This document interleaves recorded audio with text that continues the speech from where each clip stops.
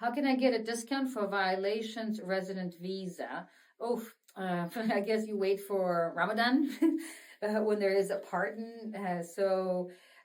Sometimes there's no perhaps like a schedule, for example, or specific periods that will give you the assurance that you can get a discount for overstaying fines.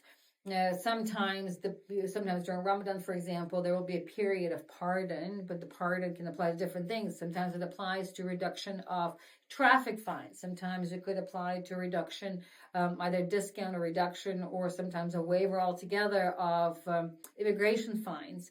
Sometimes it's related to vehicle renewal fines and so on and so forth. But none of this is set in stone. So in terms of when you can expect and on what basis, there isn't really a rule.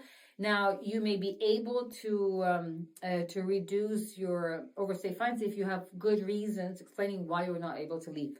So some of those good reasons are, for example, if you had a court case and you were not able to leave because you didn't have your passport with you, or if you had a police complaint, or you were in jail, for example, serving a sentence, or if your passport had been stolen, or if your passport had been seized by somebody else, or if your passport was being renewed by your government. So if you have any of those kind of legitimate reasons to explain why, or if you were in the hospital and you were sick.